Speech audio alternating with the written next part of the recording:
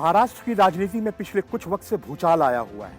कभी हनुमान चालीसा और लाउडस्पीकर के मुद्दे पर राज्य में सियासत गर्मा जाती है, तो कभी महाविकास अघाड़ी सरकार के अहम घटक कांग्रेस और एनसीपी में आपस में चल रहे घमासान पर राजनीतिक समीकरण बनने बिगड़ने लगते हैं। अब ताजा मामले में शिवसेना नेता के बयान से कांग्रेस और एनसीपी दोनों की चिंताएं बढ़ सकती हैं, तो वहीं भाजपा की बाँछें खिल सकती हैं। दरअसल शिवसेना की युवा शाखा विंग के दिग्गज नेता विकास गोगावले के बयान के बाद महाविकास अघाड़ी सरकार में हलचल बढ़ी हुई है। गोगावले ने कहा है कि बीजेपी नहीं बल्कि राष्ट्रवादी कांग्रेस पार्टी और कांग्रेस पार्टी शिवसेना की असली दुश्मन है।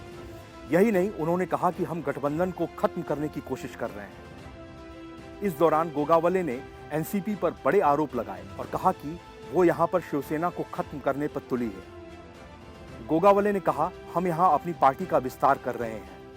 महाड तालुका में बीजेपी का वोट शेयर कम है।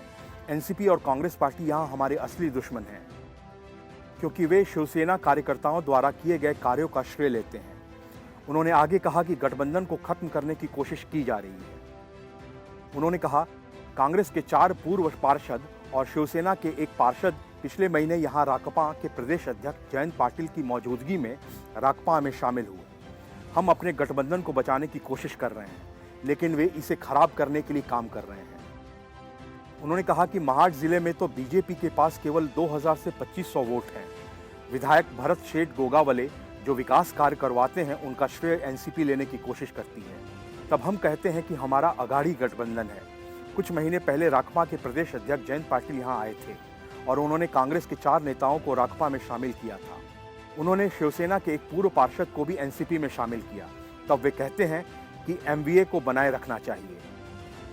शिवसेना इसे बनाए रखने की पूरी कोशिश कर रही है, लेकिन एनसीपी बेईमानी कर रही है। हमें सतर्क रहना चाहिए। गौरतलब है कि एनसीपी को लेकर इससे पहले कांग्रेस भी ऐसे बयान दे चुकी है। कांग्रेस के महाराष्ट्र अध्यक्ष नाना पटोले ने कहा था कि एनसीपी उनकी पीठ में छुरा घोंप रही है। अब कांग्रेस और शिवसेना दोनों नेता कह रहे हैं कि एनसीपी को एमवीए गठबंधन से सबसे ज्यादा फायदा हुआ है।